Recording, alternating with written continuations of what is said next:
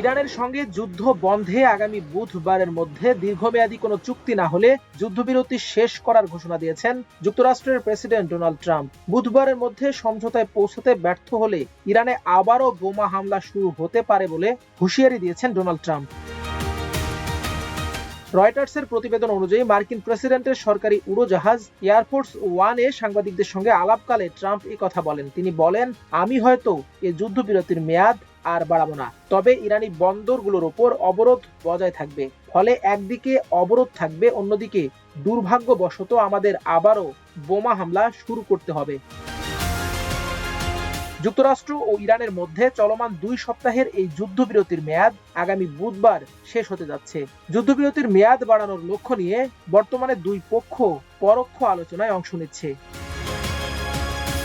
এর আগে পাকিস্তানের ইসলামাবাদে যুক্তরাষ্ট্র ও ইরানের মধ্যে অনুষ্ঠিত আলোচনা কোনো চুক্তি ছাড়াই শেষ হয়। তবে হোয়াইট হাউস গত সপ্তাহের মাঝামাঝি জানিয়েছিল প্রশাসন একটি চুক্তির ব্যাপারে আশাবাদী। তবে ইরানের সঙ্গে চলমান উত্তেজনার মধ্যেই ট্রাম্পের এমন মন্তব্য মধ্যপ্রাচ্য সহ বিশ্ব রাজনীতিতে নতুন করে উদ্বেগ সৃষ্টি করেছে। এদিকে মার্কিন প্রেসিডেন্ট ডোনাল্ড ট্রাম্প বারবার দাবি করে আসছেন ইরান তার সমৃদ্ধ ইউরেনিয়ামের মজুদ হস্তান্তর করবে। এমনকি শুক্রবার সামাজিক যোগাযোগ মাধ্যম এক্স পোস্টে ট্রাম্প লেখেন, যুক্তরাষ্ট্র সব পারমাণবিক নিউক্লিয়ার ডাস্ট নিয়ে নেবে, তবে নিজেদের সমৃদ্ধ ইউরেনিয়াম দেশের বাইরে পাঠানোর বিষয়ে কোনো ধরনের সমঝোতা হয়নি বলে সাফ জানিয়েছে ইরান। এ বিষয়ে যুক্তরাষ্ট্রের করা দাবি প্রত্যাখ্যান করে তেহরান বলেছে তারা এমন কোনো প্রতিশ্রুতি দেয়নি। ইরানের জাতীয় নিরাপত্তা কমিটির মুখপাত্র ইব্রাহিম রেজাই আল জাজিরাকে বলেন, ইউরেনিয়াম সমৃদ্ধকরণ শূন্যে নামিয়ে আনা বা তাদের শান্তিপূর্ণ পারমাণবিক কর্মসূচি বন্ধ করার কোনো প্রস্তাব তেহরান সুস্পষ্টভাবে প্রত্যাখ্যান করেছে। এ বিষয়টিকে ইরান তাদের কৌশলগত রেড লাইন হিসেবে বিবেচনা করে।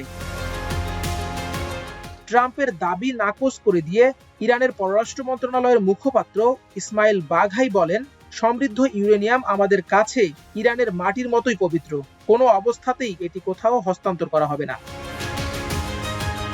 যুক্তরাষ্ট্র ইরানি বন্দরগুলোতে অবরোধ অব্যাহত রাখলে হরমুজ প্রণালী আবারও বন্ধ করে দেয়া হবে বলে উল্টো হুঁশিয়ারি দিয়েছেন ইরানের পার্লামেন্ট স্পিকার মোহাম্মদ বাঘের গালিবাফ।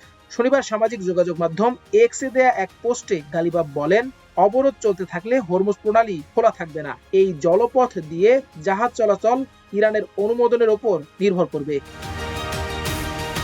মাল্টিমিডিয়া ডেস্ক, আমার দেশ।